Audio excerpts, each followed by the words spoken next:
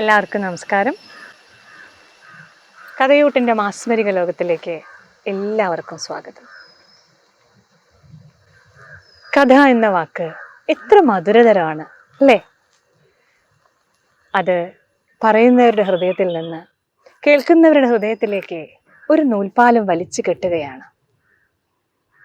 അതിൻ്റെ വിഷയം പ്രണയമാവാം, വിരഹമാവാം, വാത്സല്യമാവാം, കഥനമാവാം, വിഷയം ഏതുമാവട്ടെ, രണ്ട് ഹൃദയങ്ങൾ തമ്മിലുള്ള ചേർത്തുവെക്കലാണ്, ഒരു കൊടുത്തിപ്പിടിക്കലാണ്. അതുകൊണ്ടായിരിക്കാം ഈ കഥ കേൾക്കാൻ എല്ലാവർക്കും ഇത്ര ഇഷ്ടം അല്ലേ? കഥ എന്ന വാക്കിന് എത്ര പ്രായം ഉണ്ടാവും, എത്ര പഴക്കം ഉണ്ടാവും ആലോചിച്ചിട്ടുണ്ടോ? പ്രാചീനെന്നോ പുരാതനെന്നോ ഒക്കെ പറഞ്ഞാൽ മതിയാവോ?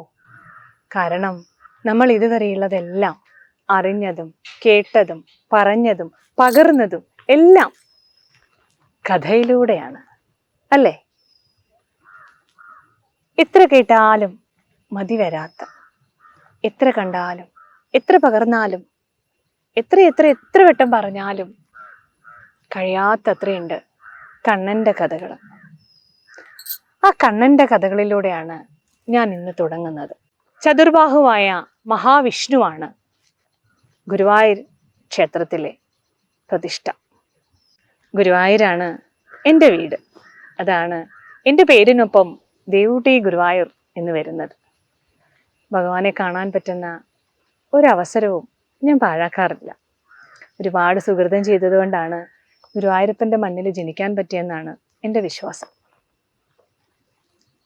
അപ്പോൾ പറഞ്ഞു വന്നത്, ഭൂലോക വൈകുണ്ഠം എന്നറിയപ്പെടുന്ന ഗുരുവായൂർ അമ്പലത്തിലെ പ്രതിഷ്ഠ ചതുർബാഹുവായ മഹാവിഷ്ണുവാണ്. പക്ഷേ ഈ ലോകം മുഴുവൻ അംഗീകരിക്കുന്നതും കാണുന്നതും ഏത് ഭാവത്തിലാണ്? സാക്ഷാൽ ഉണ്ണിക്കണ്ണനാണ് അല്ലേ? ഗുരുവായൂർ അമ്പലത്തിലെ പൂജകൾക്കൊന്നും തന്നെ കൃഷ്ണനുമായി യാതൊരു ബന്ധവുമില്ല. അവിടെയുള്ള പൂജാവിധികളെല്ലാം തന്നെ മഹാവിഷ്ണുവിനുള്ളതാണ്. പക്ഷേ അലങ്കാരങ്ങളെല്ലാം കണ്ണൻ്റെയാണ് കേട്ടോ. അത് നമ്മുടെ മേൽശാന്തിക്ക് ഏത് രൂപമാണോ മനസ്സിൽ വരണേ ആ രൂപമാണ് ചാർത്തുന്നത്. അത് നല്ല ചെന്താമര കണ്ണനാവാം, ആലിലയിൽ കാൽവിരൽ കുടിച്ചു കിടക്കുന്ന ഉണ്ണിക്കണ്ണനാവാം, ഒരല് വലിച്ചു കെട്ടിയ കണ്ണനാവാം, കാളിയ മർദ്ദകനാവാം. ഇന്നലെ എന്തായിരുന്നോ? ഇന്നലെ ആലിലെ കൊമ്പില് കയറിയിരുന്ന് ഓടക്കുഴൽ വിളിക്കുന്ന കണ്ണന. ഇത് ഭംഗിയാന്നറിയോ കാണാൻ? നമുക്ക് എത്ര കണ്ടാലും മതി വരാത്തൊരു രൂപമാണ് കണ്ണൻ്റെ അല്ലേ? നമ്മളിങ്ങനെ തൊഴുത് മുന്നിൽ ചെന്ന് നിൽക്കുമ്പോൾ ആ രൂപം ഇങ്ങനെ മനസ്സിൽ കാണുമ്പോൾ, കണ്ണ് നിറയെ മനസ്സ് നിറയെ കാണുമ്പോൾ ഹൃദയത്തിൽ ഇങ്ങനെ തുള്ളിത്തുളുമ്പി ആ സ്നേഹം, ആ ഇഷ്ടം, ആ ഭക്തി തുള്ളിത്തുളുമ്പി വന്ന് കണ്ണുകളാകെ അങ്ങ് നിറയ്ക്കും അല്ലേ? അങ്ങനെയുള്ള ആ ഉണ്ണിക്കണ്ണന്റെ ഭാവം നമുക്ക് സമ്മാനിച്ചത് ആരാന്നല്ലേ? അത് ശ്രീകൃഷ്ണ ഭഗവാന്റെ ഉറ്റ തോഴനായ പൂന്താനം തിരുമേനിയാണ്. പൂന്താനം ഇല്ലത്തെ പേരാണ് ശരിക്കും. പക്ഷെ അദ്ദേഹത്തിന്റെ ശരിയായ പേര് എവിടെയും രേഖപ്പെടുത്തി കാണുന്നില്ല. അതുകൊണ്ട് തന്നെ പൂന്താനം തിരുമേനി എന്നാണ് അദ്ദേഹം അറിയപ്പെടുന്നത്. ഏറെ ഏറെ കാലങ്ങൾക്ക് ശേഷമാണ് അദ്ദേഹത്തിന് ഒരു ഉണ്ണി ജനിക്കുന്നത്. വിവാഹം കഴിഞ്ഞിട്ടും ഉണ്ണികൾ ഉണ്ടാവാത്തതിൽ വലിയ സങ്കടമായിരുന്നു. ഭഗവാനെ ഭജിച്ച് ഏറെ വർഷങ്ങൾക്ക് ശേഷം അദ്ദേഹത്തിന് ഒരു ഉണ്ണി ഉണ്ടാവുകയാണ്. നമ്മുടെ ഉണ്ണിക്കണ്ണനെ പോലെ ഒരു ഉണ്ണി. അത്യാഹ്ലാദത്തിൽ പൂന്താനം അവിടെ അവരുടെ ഇല്ലത്തിലും മുഴുവൻ സന്തോഷം കൊണ്ട് ആറാടുകയാണ്. അങ്ങനെ അവസാനം നല്ലൊരു ഉണ്ണിക്കണ്ണനെ ഭഗവാൻ കൊടുത്തു. ആ ഉണ്ണിക്കണ്ണൻ്റെ അന്നപ്രാശമാണ്. അതൊരു ചടങ്ങായി നടത്താൻ, കേയമായി നടത്താൻ തന്നെ ഇല്ലത്തുള്ളവർ തീരുമാനിച്ചു. അങ്ങനെ രാത്രിയാണ് കേട്ടോ അതിൻ്റെ മുഹൂർത്തം കിട്ടിയത്. അന്നപ്രാശത്തിനുള്ള ഒരുക്കങ്ങളൊക്കെ കഴിഞ്ഞു. ഇല്ലം നിറയെ നിറയെ ആളുകളാണ്. ഒരു ഉത്സവത്തിൻ്റെ പ്രതീതിയാണ് കേട്ടോ അവിടെ. അങ്ങനെ രാത്രി ആവാറായപ്പോൾ അദ്ദേഹത്തിൻ്റെ പത്നി ഉണ്ണിക്ക് പാല് കൊടുത്ത് ഉറങ്ങി അവിടെ കൊണ്ടുപോയി കിടത്തി, മുറിയിൽ കൊണ്ടുപോയി കിടത്തി. എന്നിട്ട് പത്നി പുറത്തേക്ക് പോയി. പക്ഷെ അവിടെ വന്നിട്ടുള്ള സ്ത്രീകളിൽ ആരോ ഒരാൾ ഉത്തരീയം അഴിച്ചു വെക്കാൻ കയറിയത് ആ മുറിയിലേക്കാണ്. ഉണ്ണി താഴെ കിടന്നുറങ്ങുന്നത് അവര് കണ്ടില്ല. അലക്ഷ്യമായി തൻ്റെ ഉത്തരീയം വലിച്ചെറിഞ്ഞത് ആ ഉണ്ണിയുടെ മുഖത്തായിരുന്നു. അതിന് പിന്നാലെ വന്ന പല സ്ത്രീകളും ഇത് തന്നെ ആവർത്തിച്ചു. സമയമേറെ കഴിഞ്ഞ് മുഹൂർത്തത്തിനുള്ള സമയമായപ്പോൾ ഉണ്ണിയെ എടുക്കാൻ വേണ്ടി അദ്ദേഹത്തിൻ്റെ പത്നി ഒരു മുറിയിലേക്ക് വരികയാണ്. അപ്പോൾ കണ്ടത് ഉണ്ണിയുടെ ജീവനറ്റ ശരീരമാണ്. ഒരു നിമിഷം കൊണ്ട് ഈ ലോകം അവസാനിച്ചിരുന്നുവെങ്കിൽ എന്ന് തോന്നിപ്പോയി അവർക്ക്. കാരണം എത്രയോ വർഷങ്ങളുടെ തപസ്സാണ് ആ ഉണ്ണി. പക്ഷേ അവർക്ക് കിട്ടിയത് ജീവനറ്റ ആ ശരീരമായിരുന്നു. മകനെ നഷ്ടപ്പെട്ട ആ മാതാപിതാക്കൾ സ്വാഭാവികമായും സങ്കടക്കടലിലായി. അതിൽ നിന്ന് മുക്തി നേടാനായി അദ്ദേഹം വീണ്ടും ശ്രീകൃഷ്ണനെ തന്നെ അഭയം പ്രാപിച്ചു. ക്ഷേത്രത്തിലെത്തുകയും എല്ലാ സമയവും നാമജപവുമായിട്ടാണ് അദ്ദേഹം നടക്കുക. അദ്ദേഹം ഗുരുവായൂരിലെത്തി ഈ നാമജപാദികൾ കൊണ്ട് നടക്കുന്ന സമയത്ത് തന്നെയാണ് മേൽപ്പത്തൂർ ഭട്ടതിരിപ്പാടും അവിടെയുള്ളത്. പണ്ട് തൊട്ടേ ഒരു കാര്യമുണ്ട്. സംസ്കൃതം അറിയുന്ന ബ്രാഹ്മണർക്ക് ഒരു വിശേഷത്വം, എല്ലാവരിലേക്കാളും മുകളിലാണ് അവരെന്നൊരു ധാരണയുണ്ട് അന്നത്തെ ആളുകൾക്കിടയിൽ. അപ്പോൾ അതിൻ്റെ ഒരു അഹങ്കാരം മേൽപ്പത്തൂരിനുണ്ട് കേട്ടോ. ആ അഹങ്കാരത്തിൽ ഇരിക്കുന്ന സമയമാണ്. മാത്രമല്ല അദ്ദേഹത്തിന് വാതരോഗം വന്ന് അത് ശമിക്കുന്നതിനായി ഗുരുവായൂരപ്പനെ അഭയം പ്രാപിച്ച സമയമാണ്. ഇതൊക്കെ ഉണ്ടെങ്കിലും അദ്ദേഹത്തിൻ്റെ അഹങ്കാരത്തിന് വലിയ കുറവൊന്നുമില്ല. നമ്മുടെ പൂന്താനം അവിടെ ഇരുന്നാണ് ഈ സങ്കടക്കടലിൽ നീന്തി കയറിയാണ് അദ്ദേഹം ജ്ഞാനപ്പാന രചിക്കുന്നത്. കൃഷ്ണഗീതികളുടെ ഒരു സമുച്ചയം തന്നെയുണ്ട് അദ്ദേഹത്തിൻ്റെ കയ്യിൽ, അദ്ദേഹത്തിൻ്റെതായി നമുക്ക് തന്നിട്ടുള്ളത്. അതിൽ ഏറ്റവും പ്രധാനപ്പെട്ട കൃതിയാണ് ജ്ഞാനപ്പാന. ആ ജ്ഞാനപ്പാന രചിച്ചു കഴിഞ്ഞ് ഇതൊന്ന് മേൽപ്പത്തൂരിനെ കൊണ്ട് തിരുത്തിക്കണം, അല്ലെങ്കിൽ അദ്ദേഹത്തിൻ്റെ ഒരു അഭിപ്രായം കിട്ടണമെന്ന് വലിയ ആശയുണ്ട് പൂന്താനത്തിന്. പക്ഷെ അദ്ദേഹത്തിൻ്റെ മുന്നിൽ ചെന്ന് കാണിച്ചു കൊടുക്കാൻ വലിയ ഭയമുണ്ട് താനും. അവസാനം രണ്ടും കൽപ്പിച്ച് കൃഷ്ണനെയൊക്കെ വിളിച്ച് അദ്ദേഹം പോയിട്ട് പറയും, എന്താ? അപ്പൊ അദ്ദേഹം പറയും, ഞാനൊരു കൃതി രചിച്ചിട്ടുണ്ട്. അല്ല, കൃതിയല്ല കേട്ടോ, വികൃതി അങ്ങനേ പറയാൻ പറ്റൂ. അങ്ങോട്ടൊന്ന് നോക്കി ഒരു അഭിപ്രായം പറയണം. വളരെ അഹങ്കാരത്തോടുകൂടി ധാർഷ്ട്യത്തോടുകൂടി മേൽപ്പത്തൂര് തിരിച്ചു പറയും, എന്നോടിത് വന്ന് പറയാൻ പൂന്താനത്തിന് എങ്ങനെ സാധിച്ചു? ഭക്തി മാത്രം പോരാ, വിഭക്തി വേണ്ടേ? തനിക്ക് സംസ്കൃതം അറിയോ? വിഭക്തി ഇല്ലാതെ താൻ എന്ത് കൃതിയാ രചിച്ചത്? അത് വല്ല ഭാഷാ പണ്ഡിതരെയും കൊണ്ടുപോയി കൊടുക്കൂ. വളരെ സങ്കടമായി പൂന്താനത്തിന്. എത്ര സമയം ഇരുന്ന് എത്രമാത്രം ഭഗവാനെ ഭജിച്ച് എഴുതിയതാണ്. ഒത്തിരി സങ്കടത്തോടെ അദ്ദേഹം ഭഗവാന്റെ മുന്നിലേക്ക് തിരിഞ്ഞ് കൃഷ്ണാന്ന് വിളിച്ച് ഒത്തിരി സങ്കടത്തോടെ ഭഗവാനെ വിളിക്കുകയാണ്. ആ ഭഗവാനെ വിളിച്ച് തീരുന്നതിന് മുൻപ് പിന്നിൽ നിന്നൊരു അർത്ഥനാദം കേൾക്കുകയാണ്. അദ്ദേഹം തിരിഞ്ഞു നോക്കുമ്പോൾ കാൽമുട്ടില് കൈകളൂന്നി നിലവിളിച്ചുകൊണ്ട് നിൽക്കുന്ന മേൽപ്പത്തൂരിനെയാണ് കാണുന്നത്. എന്ത് പറ്റിയെന്ന് വെച്ച് നോക്കുമ്പോൾ അദ്ദേഹം ഉറക്കം നിലവിളിക്കുകയാണ്, അയ്യോ എൻ്റെ കൃഷ്ണ, എനിക്ക് വേദന സഹിക്കാൻ പറ്റണില്ല, എന്തിനാണ് ഈ പരീക്ഷണം? അപ്പൊ അദ്ദേഹത്തിന്റെ വാതരോഗം ഇത്തിരി ശമിച്ചിരുന്നതാണ്. അത് അസഹ്യമായിട്ട് അങ്ങോട്ട് കൂടി അദ്ദേഹത്തിന് സഹിക്കാൻ പറ്റാത്ത രീതിയിലുള്ള വേദന സമ്മാനിക്കുകയാണ്. എല്ലാവരും ഇങ്ങനെ ഇത് രണ്ടും കണ്ട് അമ്പരന്ന് നിൽക്കുമ്പോൾ ശ്രീകോവിലിൽ നിന്ന് കണ്ണൻ പറയാണ്, മേൽപ്പത്തൂരിന്റെ വിഭക്തിയേക്കാൾ പൂന്താനത്തിന്റെ ഭക്തിയാണ് എനിക്കിഷ്ടം. അതുകൊണ്ട് ആ കൃതി വായിച്ച് അതിന് വേണ്ട നിർദ്ദേശങ്ങൾ കൊടുക്കുക. പൂന്താനത്തിന്റെ കണ്ണുകൾ ഇങ്ങനെ ആനന്ദം കൊണ്ട് നിറഞ്ഞൊഴുകുകയാണ്. ഒരു ഭക്തി എങ്ങനെയാണ് ഭഗവാനോട് ചേർത്ത് വെക്കുക? ഒരു ഭക്തൻ എങ്ങനെയാണ് ഭഗവാനോട് ചേർത്ത് നിൽക്കുക? അതാണ് പൂന്താനം. ഇങ്ങനെ ഒത്തിരി ഒത്തിരി ഒത്തിരി ഉദാഹരണങ്ങളുണ്ട് പൂന്താനത്തിൻ്റെതായി പറയാൻ, കഥകളുണ്ട്.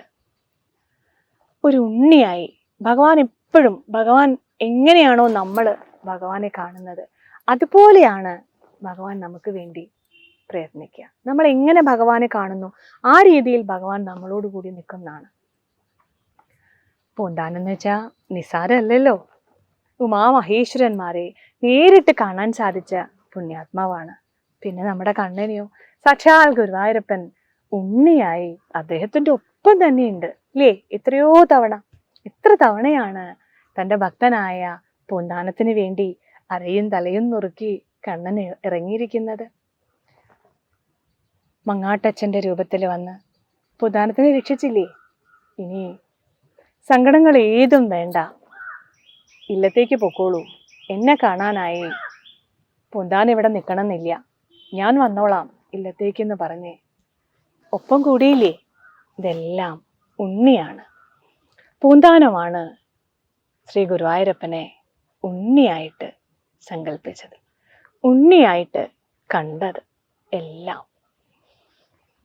എൻ്റെ ഉണ്ണീന്നാ പറയാ. എൻ്റെ ഉണ്ണി എന്ന് പറയണേന് ഒരു കഥ കൂടി ഉണ്ട് കേട്ടോ. നേരത്തെ പറഞ്ഞ ഉമാമഹേശ്വരന്മാരെ കണ്ടു എന്ന് പറഞ്ഞില്ലേ, അതെങ്ങനെയാന്ന് വെച്ചാ, ഗുരുവായൂർ ക്ഷേത്രത്തിൽ നിന്ന് കൊട്ടിയൂർക്ക് ഒത്തിരി പേര് തൊഴാൻ പോകുന്നുണ്ടായിരുന്നു. കൊട്ടിയൂരപ്പൻ അറിയാലോ, എല്ലാ സമയത്തും അവിടെ പോവാൻ പറ്റില്ല. അപ്പോൾ ഈ കൊട്ടിയൂര് പോകുമ്പോൾ പൂന്താനവും കൂടെ പോയി. എല്ലാവരുടെ കൂടെ പോയി കൊട്ടിയൂരപ്പനെ തൊഴുത് എല്ലാവരും ഒരുമിച്ച് തന്നെ യാത്ര തിരിച്ചു. കുറച്ചു ദൂരം അങ്ങോട്ട് പോന്നപ്പോഴാണ് പൂന്താനത്തിന് ഓർമ്മ വന്നത് അദ്ദേഹത്തിന്റെ ഭാഗവതം അവിടെ വെച്ച് മറന്നിരിക്കണം. അപ്പോ അദ്ദേഹം പറയും, അയ്യോ എൻ്റെ ഭാഗവതം ഞാൻ അവിടെ വെച്ച് മറന്നു, അതുകൊണ്ട് എനിക്കത് പോയി എടുക്കണമെന്ന്. അപ്പൊ കൂടെയുള്ളവരൊക്കെ പറയും, ഇന്നത്തെ കാലമല്ലല്ലോ, അന്നല്ലേ ഒത്തിരി ദൂരം നടന്നിട്ടാണ്, കാൽനടയല്ലേ, എത്ര ദൂരം ഉണ്ടെന്ന് ആലോചിച്ച് നോക്കൂ. അപ്പോ അവര് പറയും, ഭാഗവതല്ലേ, നമുക്കത് ഇവിടുന്ന് മറ്റൊരെണ്ണം തരാക്കാം, തൽക്കാലം പോന്നോളൂ, ഇനിയിപ്പോ ഒറ്റയ്ക്ക് തിരിച്ചു പോവാൻ നിൽക്കണ്ട. അപ്പോ പൂന്താനം പറയും, അത് പറ്റില്ല, എനിക്ക് ഏറ്റവും അമൂല്യമായ നിധി പോലെ ഞാൻ സൂക്ഷിക്കുന്നതാണ് ആ ഭാഗവതം, എനിക്കത് കിട്ടിയേ പറ്റുള്ളൂ. ഒരു കാര്യം ചെയ്തോളൂ, ഞാൻ പോയി അതെടുത്ത് വരാം, നിങ്ങൾ നടന്നോളൂ എന്നും പറഞ്ഞേ പൂന്താനം തിരിച്ച് നടക്കുകയാണ്. പൂന്താൻ അങ്ങനെ നടന്ന് തിരിച്ച് വീണ്ടും കൊട്ടിയൂരെത്തി, ഉമാമഹേശ്വരന്മാരുടെ അടുത്തെത്തി. അവിടെ ചെല്ലുമ്പോൾ കാണുന്ന കാഴ്ച എന്താണെന്നറിയോ? സാക്ഷാൽ മഹാദേവൻ ശ്രീ പാർവതീ ദേവിക്ക് തൻ്റെ ഭാഗവതം വായിച്ച് കഥകൾ പറഞ്ഞു കൊടുക്കുക. പൂന്താനവും അതിങ്ങനെ കേട്ടു നിന്നു. അവസാനം കഥകളൊക്കെ പറഞ്ഞു കഴിഞ്ഞ് ആ ഭാഗവതം അടച്ചു വെച്ച് മഹാദേവൻ ചോദിക്കും പാർവതീ ദേവിയോട്, ഇപ്പൊ മനസ്സിലായില്ലേ എനിക്കും ഭാഗവതം വായിച്ച് കഥകളൊക്കെ പറഞ്ഞു തരാൻ പറ്റുമെന്ന്? അപ്പൊ പാർവതി ദേവി പറയും, അത് ശരിയാ, അങ്ങേക്കും ഭാഗവതം വായിച്ച് കഥകളൊക്കെ പറഞ്ഞു തരാൻ പറ്റും, എന്നാലും ആ പൂന്താനം വായിക്കുന്ന പോലെ ആയിട്ടില്ല കേട്ടോ. പൂന്താനം വായിക്കുന്നത് കേൾക്കാൻ എന്ത് രസാണ്, അതിലങ്ങ് ലയിച്ചിരുന്നു പോവും, കഴിയരുതേന്ന് നമ്മൾ പ്രാർത്ഥിക്കും. ഇത് കേട്ട് നിന്ന പൂന്താനത്തിന്റെ അവസ്ഥ എന്താന്ന് ആലോചിച്ച് നോക്കൂ. അദ്ദേഹത്തിന്റെ കണ്ണിൽ നിന്ന് കണ്ണുനീരിങ്ങനെ ഒഴുകാണ് ആനന്ദം കൊണ്ട്. ആരായി പറയണേ? സാക്ഷാൽ ഉമാമഹേശ്വരന്മാരില് ദേവിയല്ലേ. ആരോടാ പറയണത്? മഹാദേവനോടാണ്. സന്തോഷം കൊണ്ട് അദ്ദേഹം ഇങ്ങനെ എന്താ പറയാ, ഹൃദയം നിറഞ്ഞ് തുളുമ്പി നിൽക്കുകയാണ്. ഇനി എന്താ അടുത്തത്? അദ്ദേഹത്തിന്റെ കയ്യിലിരിക്കുന്ന ആ ഭാഗവതം കൂടെ കിട്ടണ്ടേ, എന്നാലല്ലേ പൂന്താനത്തിന് തിരിച്ചു വരാൻ പറ്റൂ. ഭഗവാനോട് എങ്ങനെയാ പോയി ചോദിക്കാതിരിക്കാനും പറ്റുമോ? ഒടുവിൽ അദ്ദേഹം അങ്ങോട്ട് മുന്നോട്ട് നടന്ന് ചെന്ന് ചോദിക്കും, മഹാദേവ, എൻ്റെ ഭാഗവതം കിട്ടിയിരുന്നെങ്കിൽ എനിക്ക് പോവായിരുന്നു.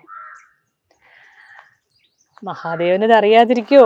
മഹാദേവൻ തിരിഞ്ഞു നിന്ന് പറയും, പൂന്താനത്തിന് ഭാഗവതം വേണമല്ലേ, ഒരു കാര്യം ചെയ്യൂ, വടക്കുനാഥനിലേക്ക് ചെല്ലൂ, അവിടെ കൂത്തമ്പലത്തില് ഭാഗവതം ഉണ്ടാവും, എടുത്തോളൂ. അപ്പൊ പൂന്താനം ഒന്നും ഞെട്ടും. വടക്കുനാഥൻ എവിടെയാ കിടക്കണേ? അവിടെ എത്തിയിട്ടല്ലേ അത് കിട്ടുള്ളൂ. അദ്ദേഹം ഒന്നും മിണ്ടാതെ തിരിഞ്ഞു നടന്ന് ഭാരതപ്പുഴയുടെ അടുത്തെത്തിയതാണ്.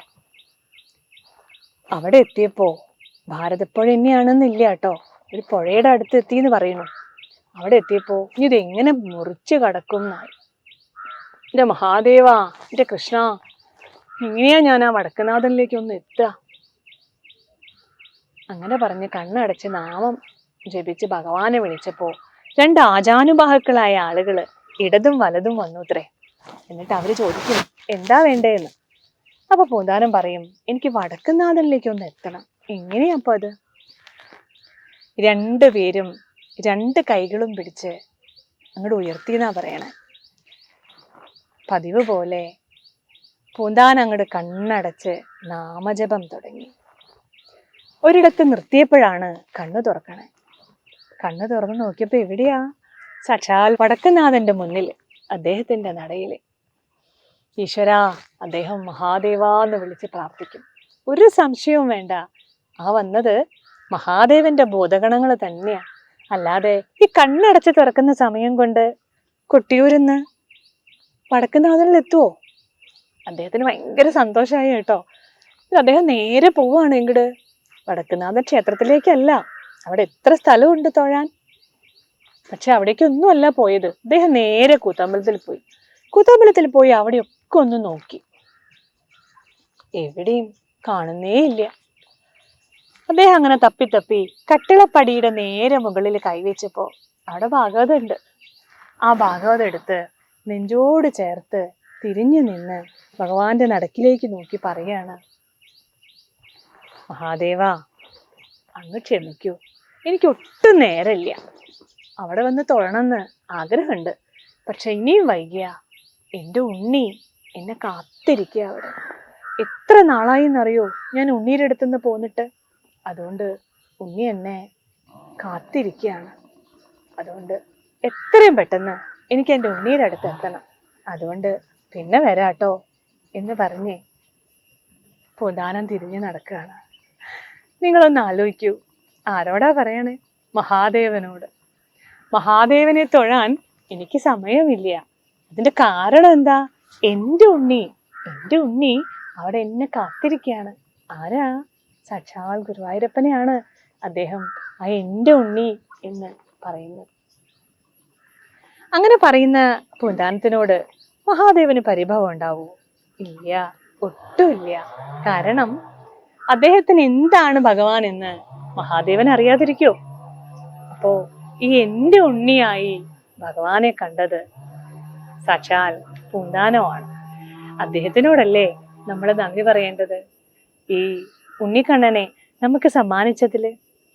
ഉണ്ണിക്കണ്ണനായി പ്രതിഷ്ഠയുള്ള ധാരാളം ക്ഷേത്രങ്ങളുണ്ട്. ഉടുപ്പിയൊക്കെ അങ്ങനെ പ്രശസ്തമായ ഒത്തിരി ക്ഷേത്രങ്ങളുണ്ട്.